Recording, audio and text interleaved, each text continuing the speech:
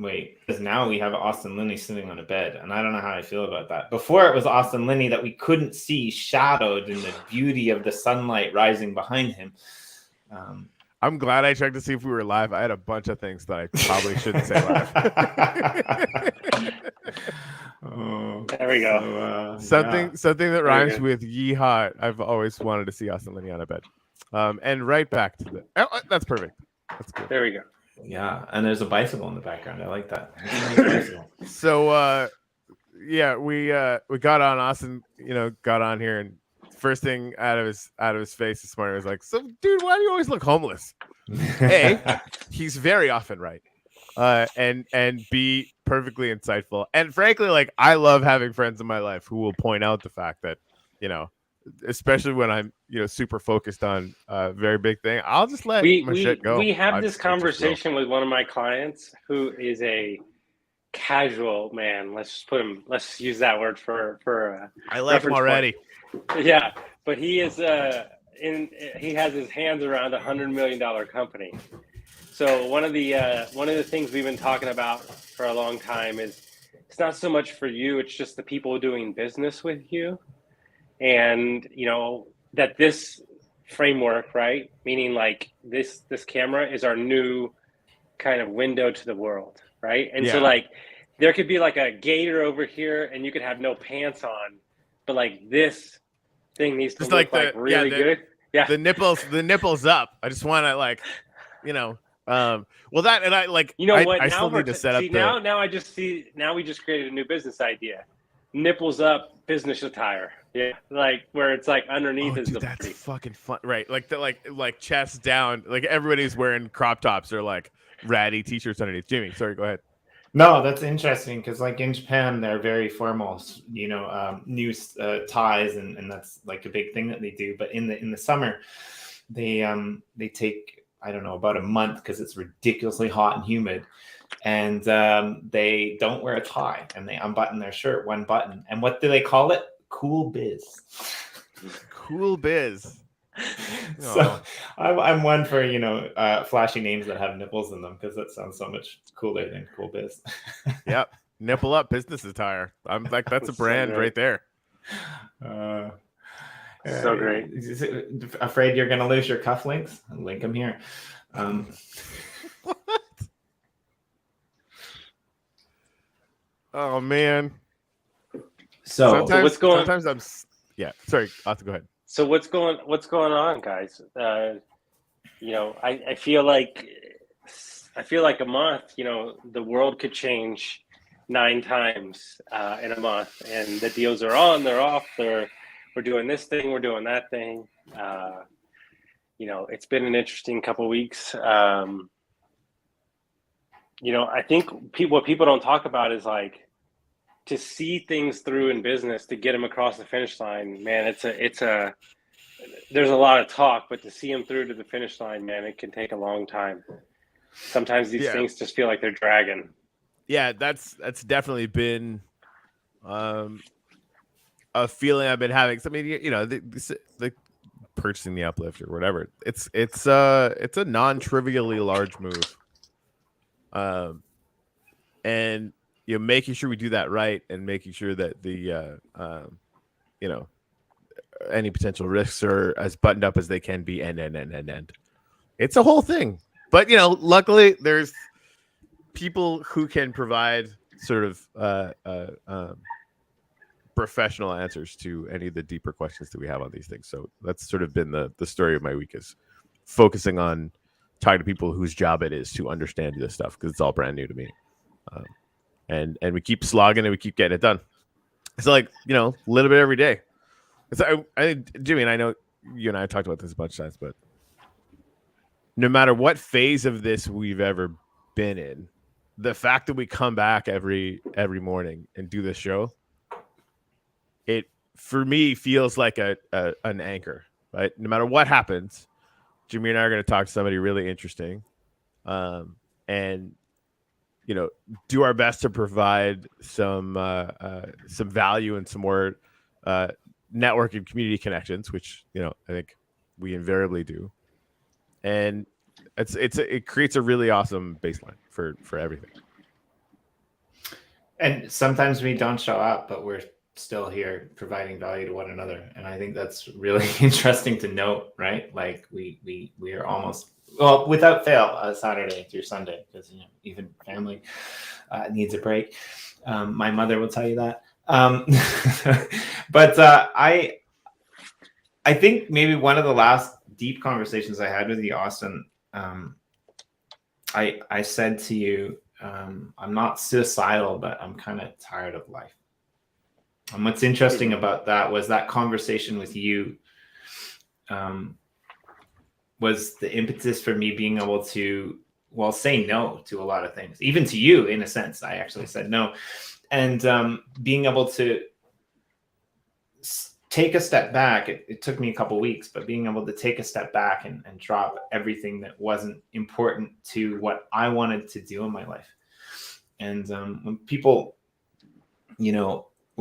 were offering things or asking me to help them, and I always wanted to do things, and I'm not good at saying no, but I've pretty much cut all of my work connections down to the bare bones, right? Like Corey asked me to help him with a couple things that, were outside of the uplift. And I said, I just don't really have time for that right now. And I need to focus on this, and I need to focus on Jenner EOS, and I need to focus on all of these other things. And so it took about 2 weeks. But I'm actually at a point now where I'm quitting things, and I'm actually happy doing what I'm working on now to the best of my ability. And I think this was one of the last conversations that you and I had is sometimes we're out there in the space and we put too much on our plates. We try to do all of these things and it just buries us under this, inability to keep up with everything. And it's funny now because like I've been focusing more on a few pointed, directed things, and I've been busier than I was before I quit all of these other things. But you're so enveloped and involved, right? And it's really good. So yeah, thank you for that. But like, I guess that's me, right? Like, how is that going? And I just wanted to kind of tie that in as the mouth to what you said earlier about, like building a business is really hard, right? Like, how do you do that, right? Like, we have so many ideas, like even together, apart. Like, I was on a call with Corey the other day. He's like, I gotta go. Austin's calling me. Like, we're all bouncing all around the space. But like, back to Corey's point, when you find a group of people that you can work with, that you can develop with, that you can be on the same level with, that you can actually count on and rely on, it's a game changer. Yep. And that's well, I almost think that the way now I just came up with even another idea is that we should this is in line with what we're doing already, but we were talking about this a little bit yesterday, Corey. We should create a separate branch off within the business just for them to never actually execute on an idea. It's merely just a place to keep all the crazy ideas, and maybe they never actually finish a project, but at least it's like our energy spill off where it's like, oh, try this, but it like doesn't work. But like through the pieces of those 6 different things that we tried didn't work, maybe there's a business with inside all 6 of those. Yeah, like, it's just like that's the skunk works like that. We kind of do that already, to be honest. Yeah, like we get one page. How when you're going down your hill and the semi has the runoff, like it's like one of those runoffs. Yeah. Well, and if it survives that, I mean, that's like ultimately, the process we have internally for that is if you have a good idea, go make a 1-pager on it. Because if you really like the idea, you'll go write up a 1-pager on it and actually spend some time to think about it. That's like kind of step number 1, right? And I'd say like half of the ideas survive that trucker runoff, which is a great analogy. And then, it's really a matter of time, right? Because like we only have, so much time to dedicate to any one thing. And this is one of the things we're doing. We're going to be publishing a non-linear roadmap, right? So it's basically just this awesome interactive image that Dennis is working on now. And it's going to have basically a list of all the things that we've been focusing on that are on our radar to accomplish in the near future, right? So whether that's Punchline Get NFT or automatic event servers for uplifting them, or like there's I don't know 50, Jimmy. Like there's a lot of them. And they're going to be on this nonlinear roadmap, and the reason we're doing that is because the DAO is going to basically help us prioritize those things, right? Everyone's going to see all of those things out there, And as a community, we're going to be able to pick what our direction is going to be. So that's going to be a whole other level of survivorship.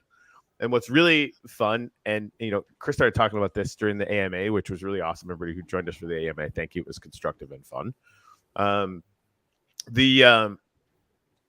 We're going to be training everybody in the DAO. Oh, you have a good idea. TC, for example. Good morning, Mello.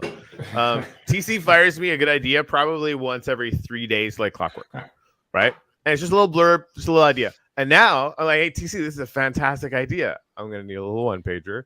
And there's going to be triage for this, right? Like the one pager is going to go out there. We'll kind of analyze those and see if they're technically feasible. Not every idea will be, right?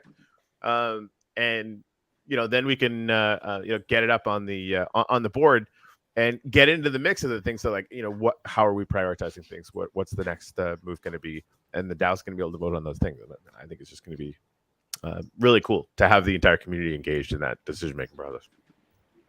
Well, we just, so I have a client, big real estate investor who had been sitting on an idea for a year. And this was like a massive idea. Couldn't find the bandwidth to it, didn't want to do it. Business partner didn't want to do it. We started working together like 6 weeks ago. We started assessing this 3 businesses. And I asked simple questions. I said, hey, do you have the bandwidth to grow this more than it is right now? His coaching business does like 3 million a year. Like to get it to 3.5 is going to be a stretch. You got to add on more people. Like that, that jump is like a big do. Well, he's got a regular business. Then he had this business idea, and he couldn't find a way to structure it where he was okay with the way that it was structured. He's like, I can't find a way where this guy doesn't have me over a barrel and I'm not working for him instead of being his partner. But it was like a huge opportunity, tons of money. It would take care of his operating expense, like give him access to $60 million funding, like big opportunity. And so we worked on it for 3 weeks. We restructured it. We put the expectations down on 3 other businesses, closed those down. He made the offer, a ridiculous offer. And the guy's like, sounds good. So last night, they just agreed to $1 million deal where the guy's covering all his expenses. And that took an outside person that's not even in his business to framework out and give him the bandwidth, because we dropped down 3 other businesses. But you know what was the genesis of this entire thing? Was he knew that taking on this new responsibility, he had to become more, and he was scared he couldn't do it. That's what we found out. And so once we peeled back that and he admitted it, then we could walk into it knowing I just got to become more, and boom, now his whole life changed in one deal. So that's awesome. It takes, you got to work through it and understand that there was an underlying, it wasn't the business. He's actually not scared about the business whatsoever. He doesn't even, it's so easy. He's already done it. It was, am I capable enough to handle this much responsibility and this much money? Because I don't know about you, but I'm the type of person where when I take somebody else's money, it means everything to me. And I will, go stand on the corner to make sure that the other guy gets his money back. That's just the way I was raised. And that's what he was dealing with. And, he feels like the money's in good hands now. That's brilliant. I think that I've cut snippets of that myself through this past year. Just the rubbing up against the fact that 2 years ago I was a guitar player, and I don't mean to say that disparagingly because I'm pretty good, but it's a simpler life. The responsibilities that the responsibilities that the universe and the community needed of you were shred. Exactly. Play dance monkey dance. That was my job. Not maintain the complexities of 18 personalities based on the fact of a community, drawing yourself into a world that is non-existent on a technology that was just built a couple months ago. That's a little more of a that's a little more of a, it's a bigger lift. It's really fun when you say it out loud. Dude, one of the greatest stories of my life. There's no chance you know who he is. There's no chance you know who Joe Diffie is, because he's country, baby, old school. But Joe Diffie wrote a song called Pickup Man. He was old school country. The greatest display of talent I've ever seen in my life was his stepson, who was his backup singer. True fucking story. We just got done sound checking. It's 8 a.m. in fucking El Paso, Texas. We are in the middle of fucking nowhere. He walks up on stage drunker than shit. I mean, it's 8 a.m., bro. He's got a Jack Daniels in his hand, and he goes, "What's up, motherfucker?" He goes, "I'm here to sound check." And I go, "What do you do?" And the drummer's putting up his shit, and he goes, "I'm the fucking backup singer. It's the greatest job in the world. I've been doing it for 14 years." I go, "Oh, what does that entail?" He walks up, sticks the mic in, and goes, "Sound check, bitches. I'm out."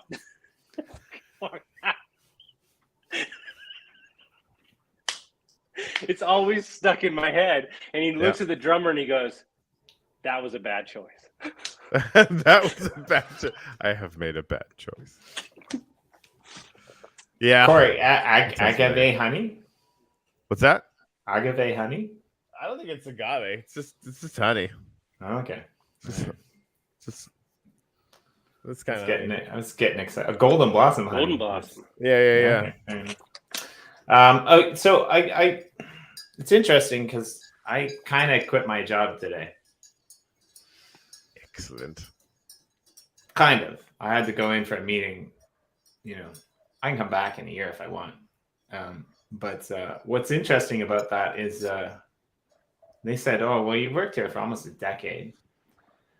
And not only have we paid you really well for, just basically dancing as a, English-speaking monkey. It's a very high-level school, actually, and so I'm downplaying it a little bit. The students are great, but they said, "Well, you've worked here, and we're going to give you a bonus." And it kind of clicked in my head. It's like, wow, I'm quitting a job that pays me well. It's going to give me a bonus for my time here, even though I'm come back in a year. To go and work for free for somebody else. And it's like, but the best part about it was I was like excited until I heard the words back in my head, because I'm like, go work for myself. I get to go work for myself. I get to go do what I want to do. Right. And so again, going back to what you were saying about ideas and what we were talking about, somebody brought up Atlassian, which is a company in Australia that I didn't know that they did things that, this person was talking about until I saw the name. And I thought, wow, I don't know about that product, but this is a great company. And the reason why I know them is they did this experiment about a decade and a half ago, maybe a decade ago. And what they did was they decided that they wanted to try to maximize the potential that various people had. So what they did was one day a week, Friday, every day of the week, they let the whole company come in and do whatever they wanted to do with whoever they wanted to do it. If you were accounting and you wanted to be a programmer, that was your day to do it. And what they found out was about 75 to 85% of the new ideas that actually made money for the company came out of that one day. And that's really amazing if you think about it, right? If you let people do what they're good at, if you let people, kind of self-hone in and do what they like to do, the amount of amazing things that come out of that are awesome. And I've been pushing this for a while, and maybe annoyingly so. And Corey's probably a little bit kinder and gentler when he says this. He says that we want to reward people for creating things. We want to benefit them because we don't have time to do all of this stuff. And after the AMA yesterday, there was something in our Discord that just blew me away, because I've been asking for people to step up and do things that they think that are amazing, and it's bare bones right now. But I just really want to showcase this.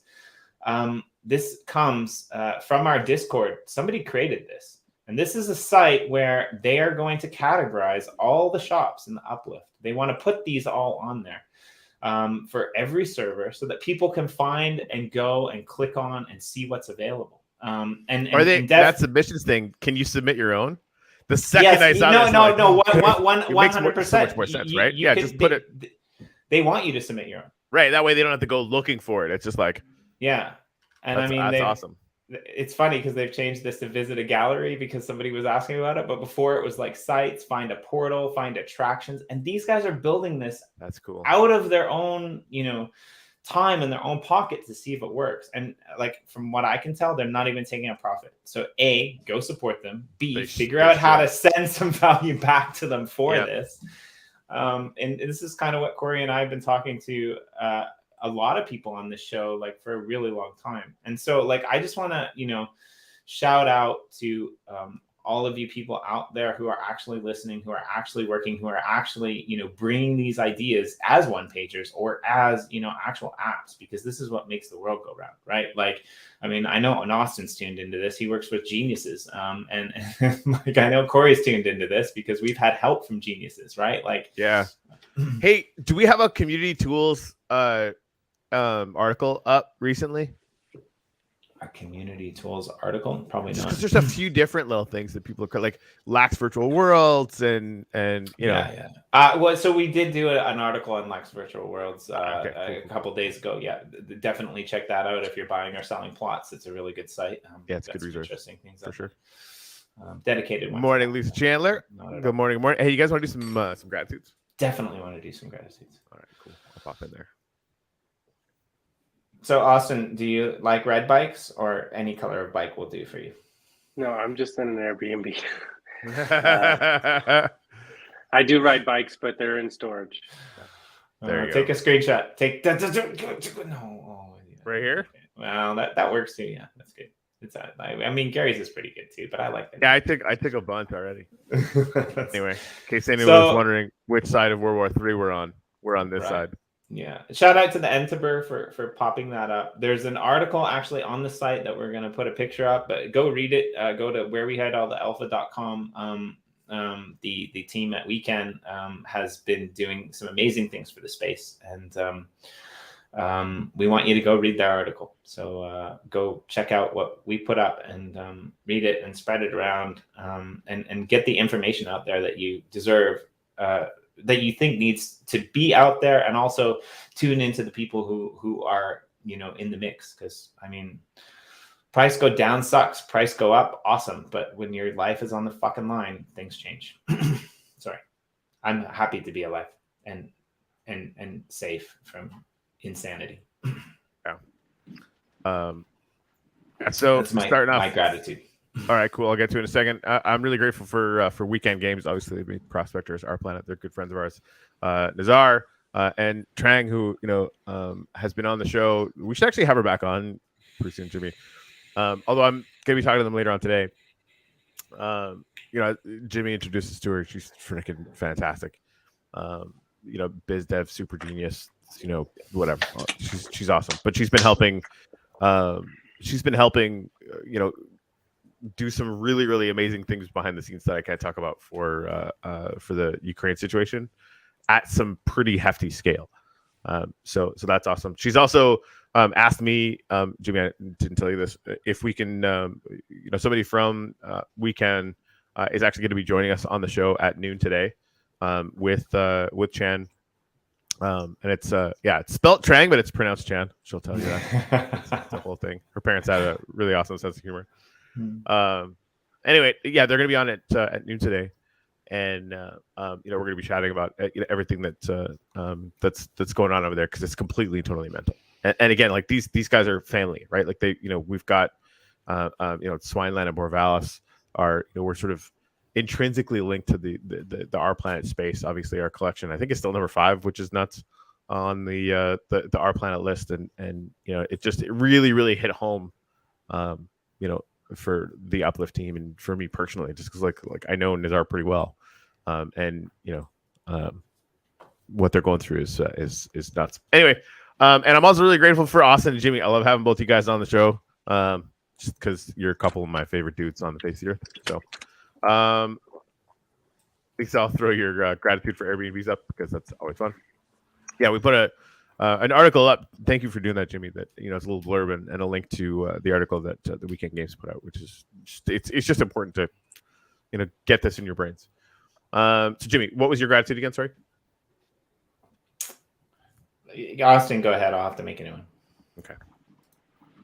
So I don't want to bring the mood of the call down, but lost somebody extremely close to me. Sunday, closest person in my life, still processing, going to the funeral Saturday. So, making sure that I'm grateful for the opportunity to chase something that I believe in. Is probably what I'm grateful for right now. I'm sorry to hear that, man. That's okay. I mean, It's awesome. I mean, this is real life, man.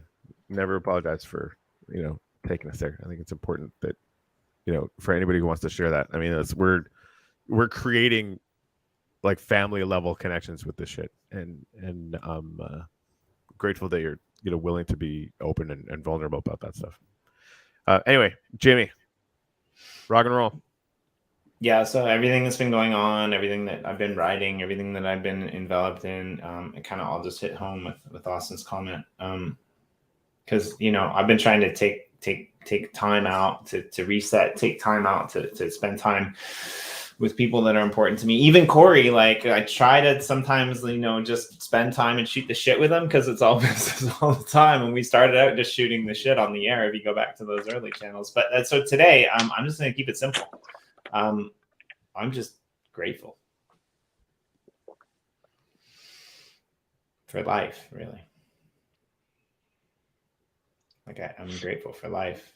I'm lucky. I grew up in a pretty good family. I mean, I got angry because I had to go to bed early. I met a lot of really good friends along the way. I've lost a few too, but they've always, taught me something, and I get to be here. It's crazy, man. Like the fact that I actually know Austin Linney is insane. And if you don't know Austin Linney, you should, because like he's just this dude that just showed up in my life at this weird time, and now it's like I can't wait to meet him and sucker punch him someday. I don't know why I want to sucker punch you, but I think it's like that is very specific. I mean, have you seen the Pistons? Like, totally, he's going to destroy me. So I got to get at least one. Exactly. Get one shot in before he murders you. Okay, fair enough. No, that's such a bro chat thing, man. That's fun.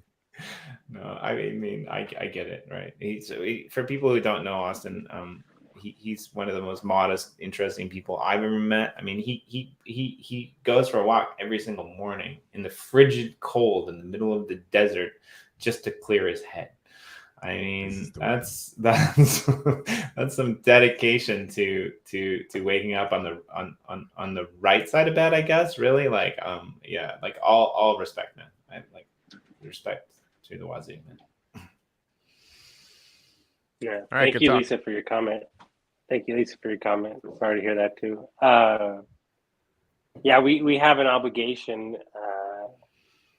to live life. It's been interesting, and it's been really fucking shitty the last couple weeks, but not in like a shitty like life shitty way, just frustrating because I'm basically here in Costa Rica and cannot leave. We are now here for an extra almost 2 weeks while my family is dealing with something, and I'm the oldest son, and it's I had a long talk with my dad the other day, and he's like, life is going to give you exactly what you don't want, and this is teaching you that they are strong enough to deal with it on your own. I understand that you're protective and everything like that, but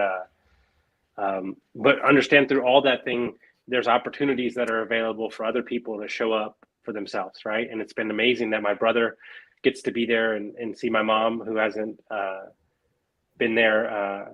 They haven't seen each other in 3 weeks or 3 years. So it's like giving them that space to let them mend their relationship, and me not being there because I'm kind of a big presence and I want to step in. So it's like I'm having to take solace in the fact that they're getting time to kind of mend their relationship. And I know she's liking that. I'll describe this. Tell me if this works with both of y'all, because I feel like it does. This is where I feel like life is for me. I push, force, make sure that everything happens, and I'm just basically in my own quintessential straitjacket. And it's not until I officially give up that I can't unlock the key and I'm out of breath that life gives me what I want. But I feel like I shake that jacket until I can't take it anymore, because I'm trying to make things happen that I need to happen. And I found that if I just kind of give up and surrender and let life teach me lessons, everything tends to fall in the right place. And I remember, this is my advice to everybody. Some things that you want so bad, you're so close to them that you can't see them. As my coach would say, here's life. This is what he says here, here's life. He said, life is like this, and it's covering you, and you can't do anything about it. He said, not until you breathe, and it gets about right here, can you start fixing, piecing. And so if you're going through something, or you're in a tough spot, or you can't fix that business idea, take a walk, or just like remove it for a day, or just give it some space, right? And I think it's super important that we have to do that stuff because shit's fucking crazy right now. It's wild what's going on. But we have the opportunity to create whatever world we want to, and I think that's what's so exciting. And I would never suggest this, but if the real world's a little too crazy, why don't you spend some time in the meta universe and hang out where reality is suspended for a bit. And it's interesting. It's not even suspended. I don't know if you saw the giant banners. Like there's people putting up "I stand with Ukraine" banners all over the Uplift right now. Right? It really is a reflection of what's going on in the real world. Like the rules are different, right? You can fly in some parts of it, for example. But yeah, no, I think that taking time to look at things, and that's like it sums up yesterday perfectly for me. Like yesterday was one of those days where I didn't sleep the night before, and like this shit can get overwhelming, and that happens to me. In case anyone was wondering about it, like it's like, and poor Austin is always the like it's either Austin or Jimmy. I'm like, guys, I just want to fucking like a head desk, and having friends around that can really refocus you. And Austin, you're like obviously brilliant at it. It's why it's your job, and everyone should hire you. But yeah, I mean, like just I moved the ball as much forward yesterday as I possibly could, and part of that was actually deciding to wait, which can be really, really hard on some decisions that need to come in and some information that needs to come in or whatever. Especially for you. Yeah. Yeah, but aren't we a society now that we make decisions based off because we feel the need to address it without all the information? Like, isn't that the new world we live in? And it's like, can we like, let me get all the and hey, I'm the king of emotional jump. Like, oh, I need to make a decision because I'm the coach and I have to, but it's like ultimately like, don't. Like I told my client, like, you don't have to make a decision this week. And he goes, you mean that's allowed? And I'm like, yeah, dude, like just don't do it. Like go fishing or something. Like you still have millions of dollars. And he's like, I never even. It's all going to be here next week. Right. And really like I'm, on this one particular thing that I did focus on. I'm waiting at least till the end of the day. And really it's about getting, professional advice from lawyers, frankly.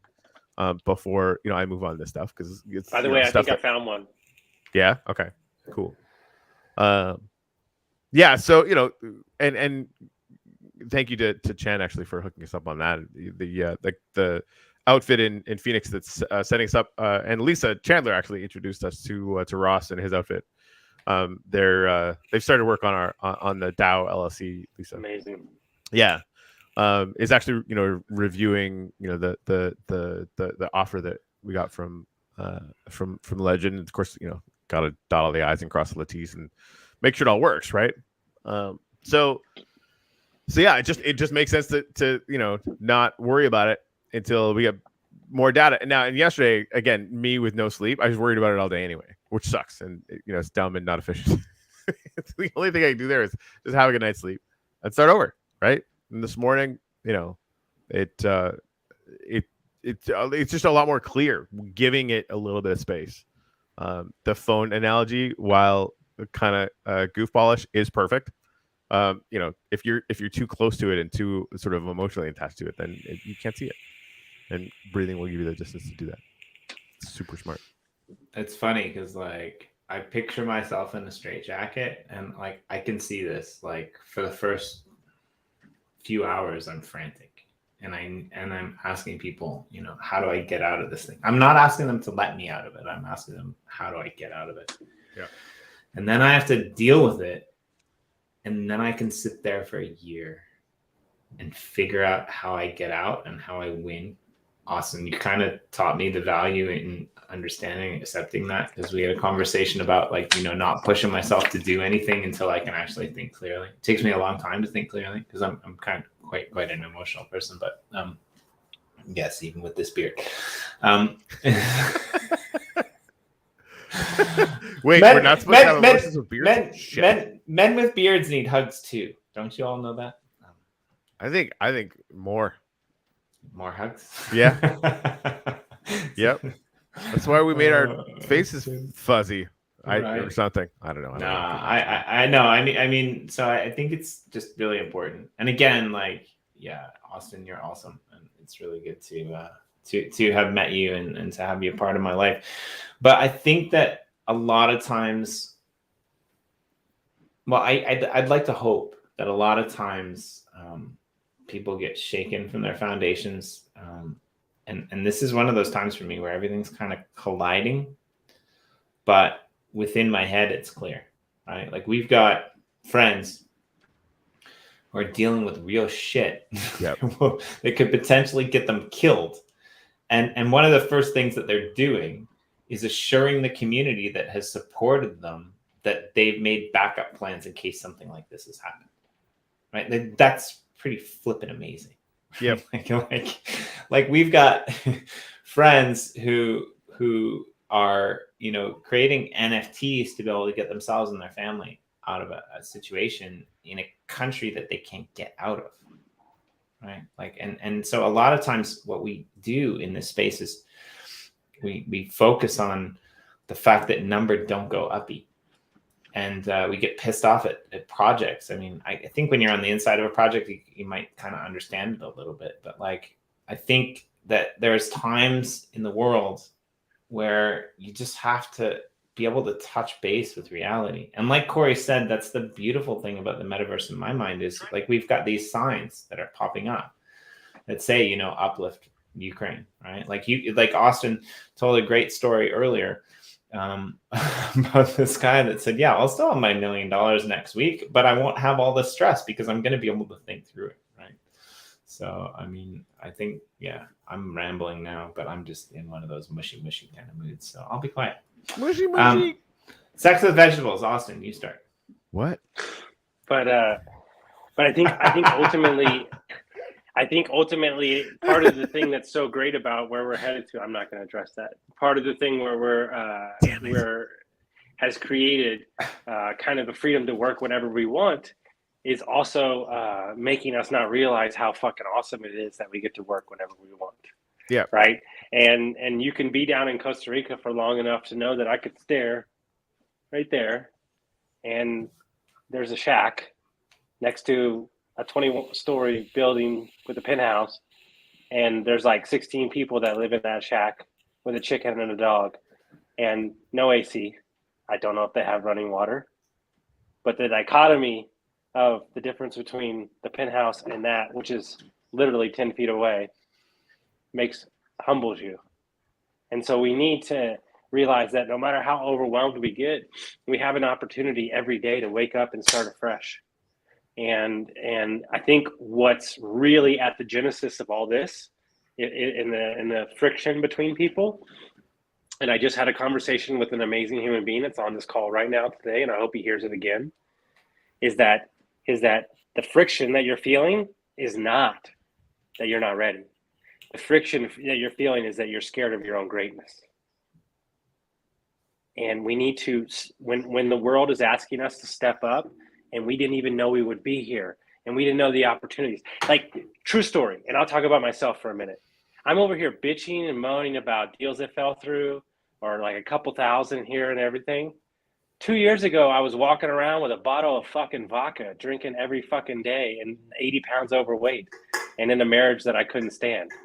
So if I was really looking at how far we've come, these are the conversations I'm having now with Major League Baseball players, 400 episodes on the podcast, getting to talk to you guys. If I sit for 2 seconds, Now, here's something very interesting. I just started my second certification with my coaching group, and the first call blew my mind because think about this. We all write down the shit that we're trying to get over, right? But do we write down our wins? We don't. Right, yeah, like actually And celebrating the wins. It feels weird even. His whole 3 weeks is how to write it down, talk it through, and say it out loud, your wins. And I was like, I'm a fucking mindset coach, and I've never even thought about embodying, that's the word he uses, embodying your wins and how far you came. I'm like, that's, yep. Like that is Mic like, drop I know shoulder. the concept. Like you're sitting there and you're going, huh? You never even think to literally write down, go, this is how far I've come. This is what I've done.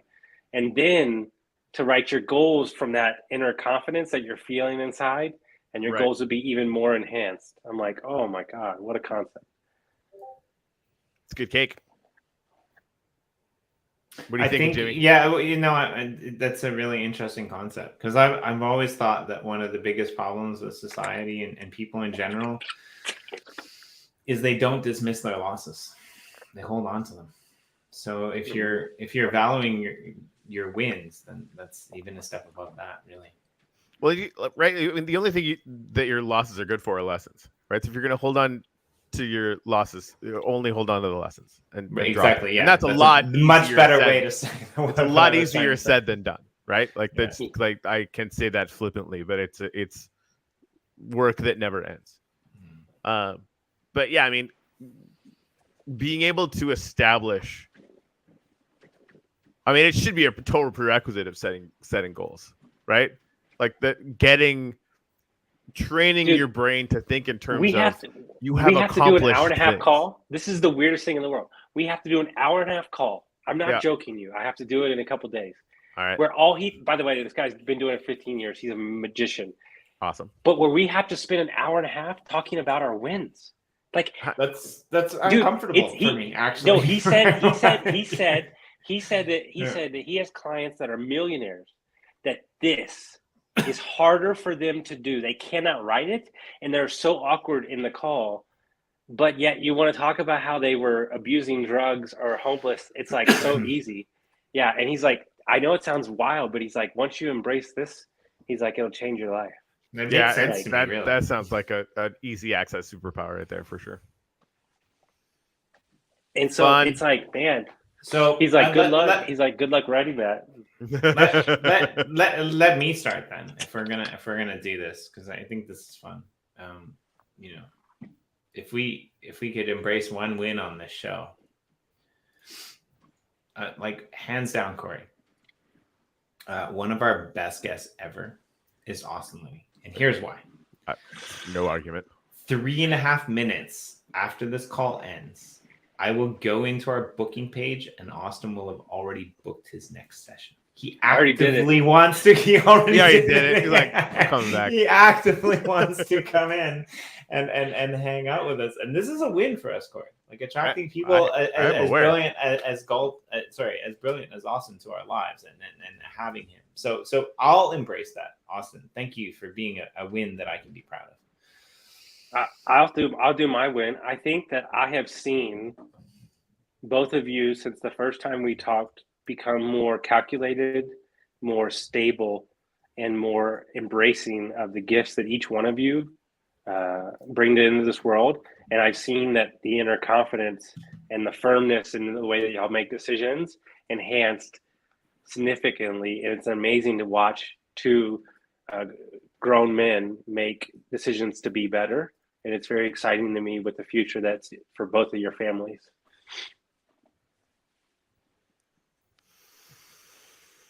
Yeah. Oh, I guess I have to go now too, huh? No pressure. It's funny when I was thinking about this hypothetically 5 minutes ago, like, it's not going to be that hard. And now it's here, like, shit.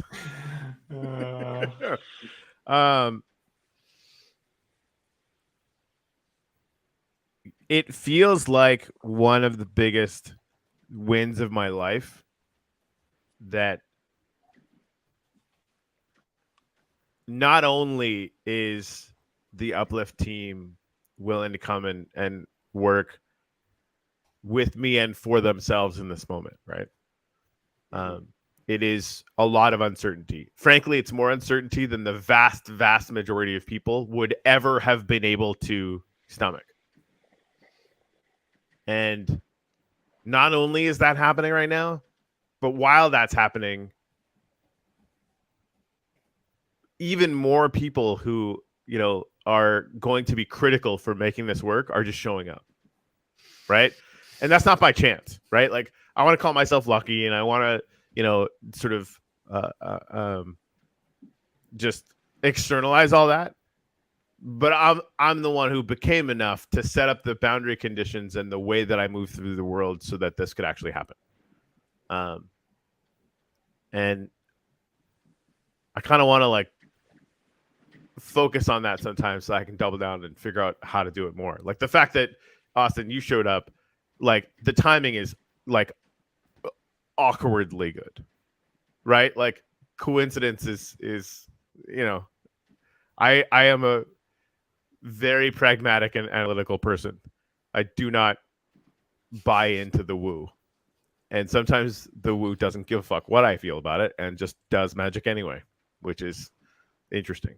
But even, Jimmy, with Chan showing up, right? Like they're like mission critical people, filling, gaps that we're going to need filled to make the Uplift not only successful, but shockingly successful. Just show up.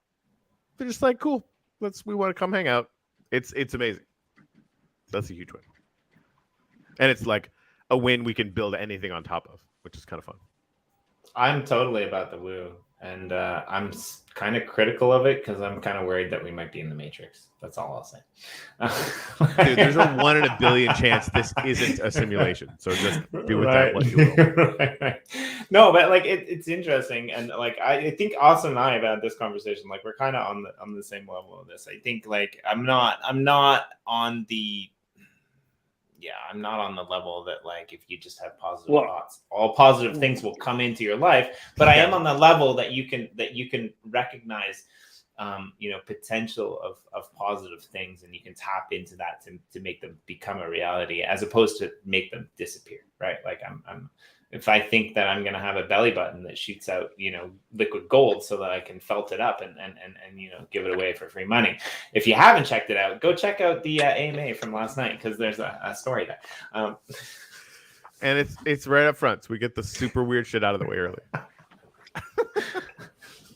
Well, perfect example. There's a guy that I text, an old client that we texted February 14th.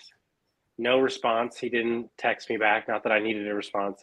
But yesterday on my walk, for whatever reason, I know millions of people, his name came into my head for like 2 minutes.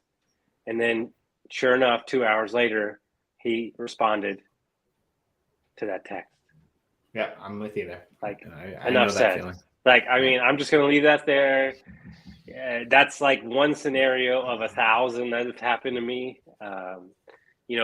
But something my mom said to me, I said, I really want to dig into like why I do this stuff. And she was like, don't. Because if you try to bend the art that is, then it won't become art anymore. And so I'm just letting it go. I'm letting it flow, and understanding that in that moment, the person that I need, the right word, the right video. And I think that's the most important thing about creating content. Is I can't control where this message is going to hit you or when, but I can control that I've said the message. And so you might hear this 3 years from now, 5 years from now, and it might just be exactly what you need in that moment.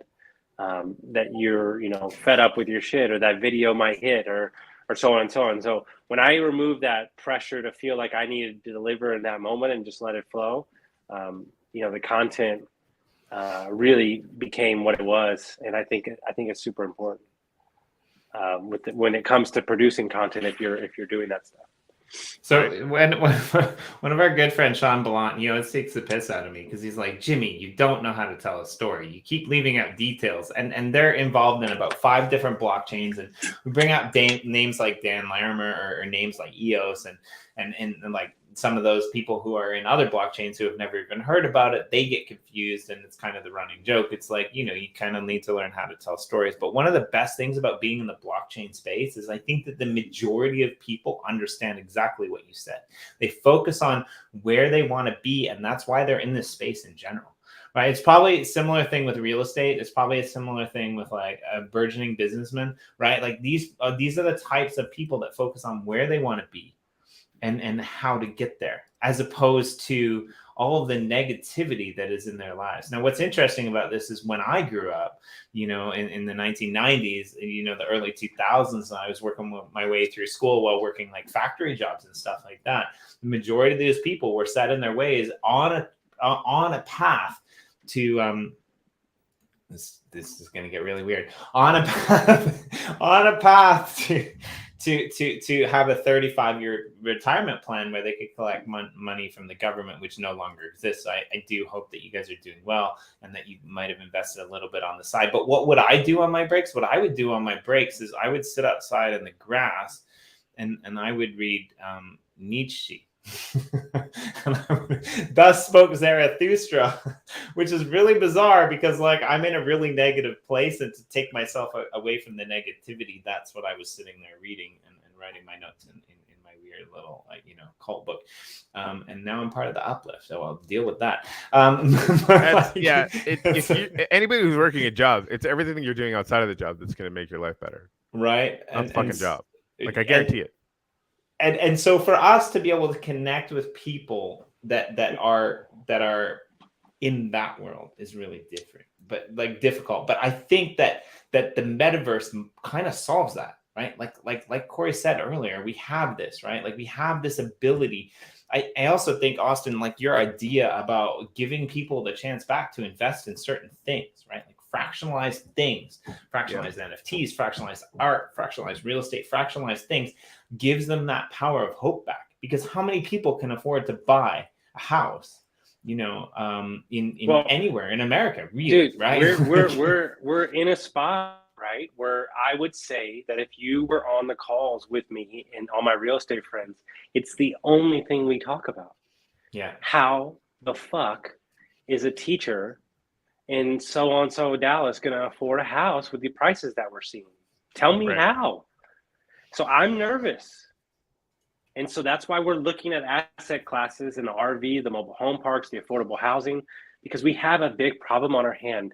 And so the question is if they can start investing at 18, and because here's the difference between me and everybody else that's doing fractional ownership. I want fractional ownership with education. Meaning, not only are you invested in the Airbnb model that we're in, I'm going to teach you how to do it on your own. So then you can go 10x that small investment that you did. And so that's where I think it needs to be. It needs to be investment with education, because with education, you can create opportunities. You could scale it. I mean, how many people get into crypto? Because it's got that sort of base layer, you can invest $100 and have potential for outsized gain or whatever, right?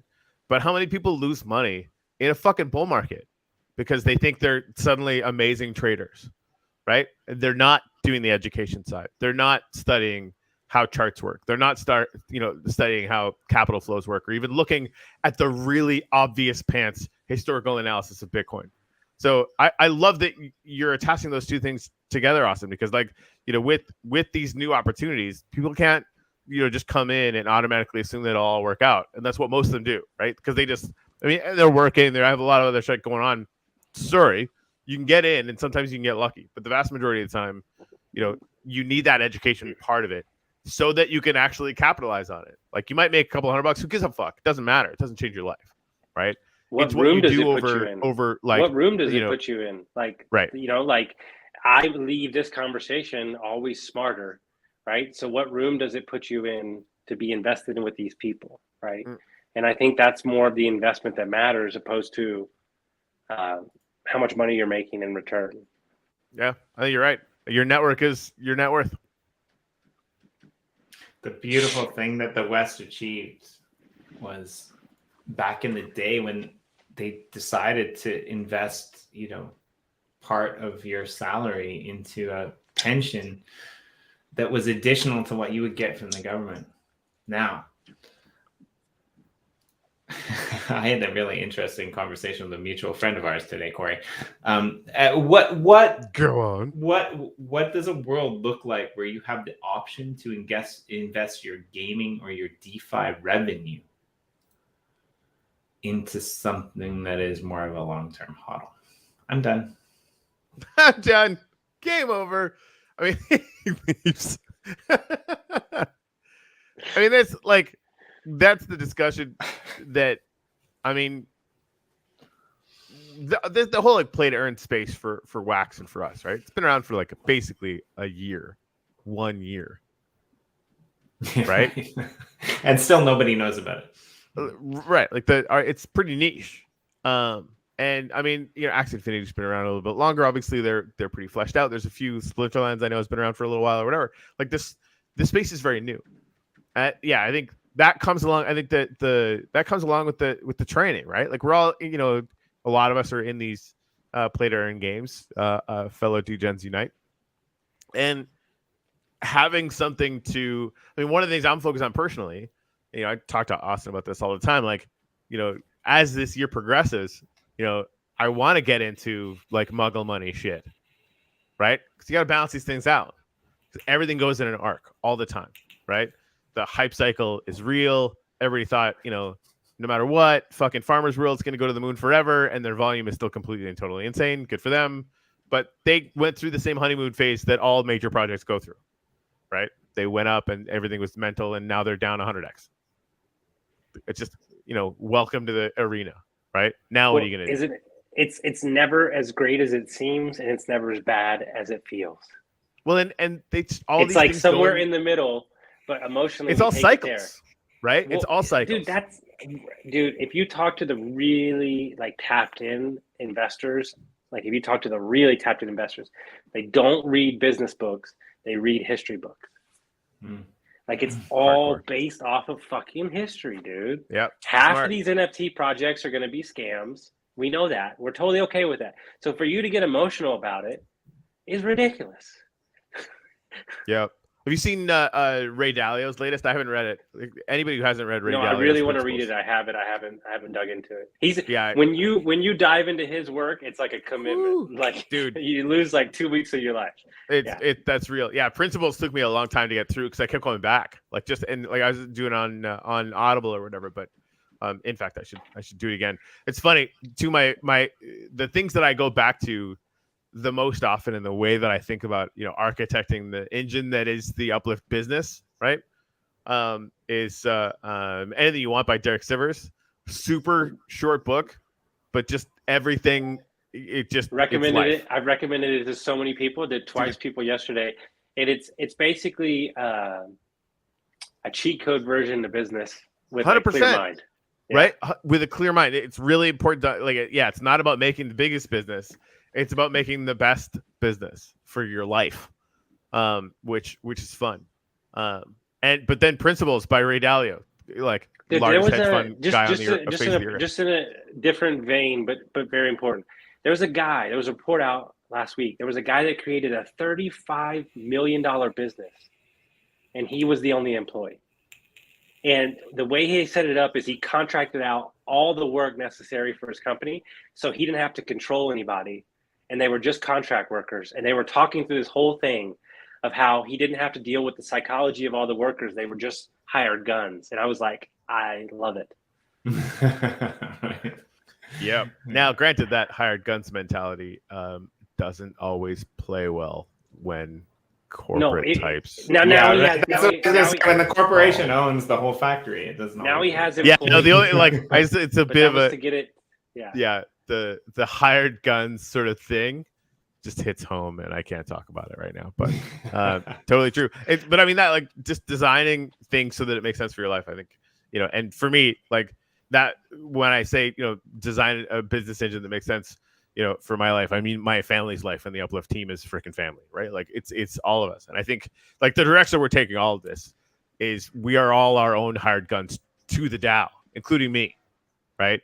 Like it's like I think it takes the spirit of that idea and 10x's it, frankly. It means like we all work for ourselves, right? we all have Our you know, conversation with- an ownership our stake conversation with- and have the ability to do the work that we want to do. Our conversation with MLB All-Star, like, he doesn't really have any idea what's going on, but he knows that he's hearing enough. And you know what's crazy? And now that I think about it even more, and you probably didn't catch it, maybe you did, maybe you didn't. Two things. One, he's excited about it because his son mentioned it to him.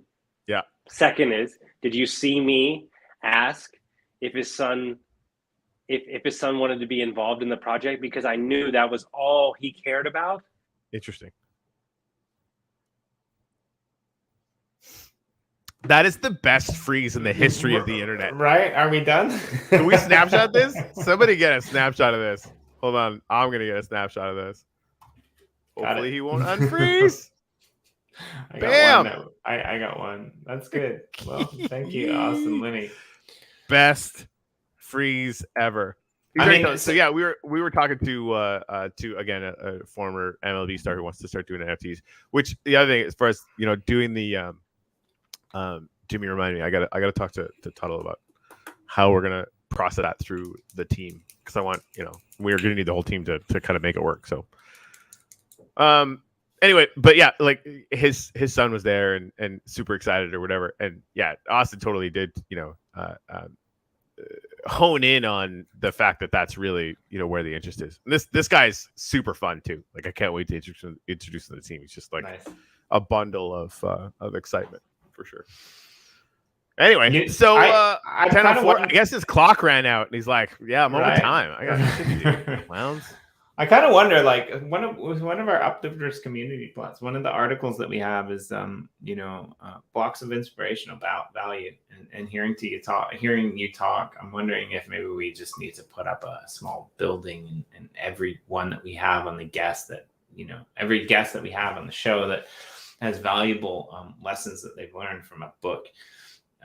We should just put that book up somewhere in that little museum. like involve the community, put that, like we've got that whole plot for our team, and we've got some pretty grand ideas, but even like the entire basement underneath the UpLifters tower could be a library, right? Yeah, and you pull the book out. I love that. And you like quotes and crazy shit and like. Yeah, we still actually really good idea. Like when we were in university, we used to have a quote book, and we used to. There's some pretty bad quotes in there because we were in university. But we're like, stamp it, sign it, seal it, put it in a quote book, and we still have copies of this quote book of all the crazy shit that we said, and like it really resonates, right? Like this is in a way, with the gratitudes with them going up on the wall. So again, please, I think we're gonna go soon because Austin's gone, and Yeah, I gotta run. I got some stuff I gotta get ready for. But go and check out that latest article, and please, if you have a gratitude for our family that's dealing with this shit, throw it up somewhere in the metaverse, or get in touch with us, and we'll throw it up somewhere. I mean, thank you again, everyone, for joining the AMA yesterday. We're gonna do another one next week at the same time. And there was only really one major problem with this. But yeah, before I tell you that, I will go on and say, come back tomorrow. We've got great guests. We've got Geyser, who I think that's amazing. GYS. Yeah, they do DAO technology on Ethereum. Right. Yeah. So they're going to come and talk to us about all that they're doing tomorrow, which we're really excited about. I wonder, have we talked to Chris about maybe her getting up early and joining us for that? Like she's just so. We should. Yeah. Okay. Cool. Yeah. Let's do that. Just because like she's our architect when it comes to this stuff. She's been in way more of these DAOs than I ever have been, and for anyone on the team, except it sounds like Super Sam's been in on a couple of them, which is awesome. But going down the most well-worn groove, right? Like there's a whole lot of innovation and tools and different styles of how this can happen, and it seems like they're right at the forefront of that. And I think one of the things that one of the things that I saw that really made me want to do that is it seemed as if they had developed the technology so that people who had their DAO tokens in a liquidity pool could still use them to vote with, right? It's like when NFT Hive was basically I think it was NFT Hive that had it so that you could still get credit for NFTs that were on our planet, as an example, right? For different things. It's the same sort of kind of thing, but like that, I mean, I hadn't even been thinking about that. And it's super smart, right? Like that, we want people to, have the voting power benefit of their DAO tokens, but also have them in a liquidity pool if they want to. So it's cool.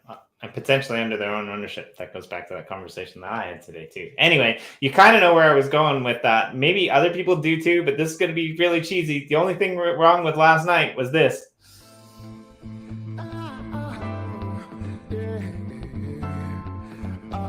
Welcome to Tech Talk on a Tuesday, where Corey and Jimmy talk to smart people about tech that is way above their head, but intensely informative, super fun. Sooner or later, somebody's going to make an inappropriate joke. We're definitely going to give away a bunch of NFTs. And quite frankly, we're just going to learn a whole ton. If you have any ideas about who we should have on Tech Talk on a Tuesday, please let us know by adding us in the comments or just finding us, just stalk us down. It's fine. Just talk to us. Tech Talk on a Tuesday.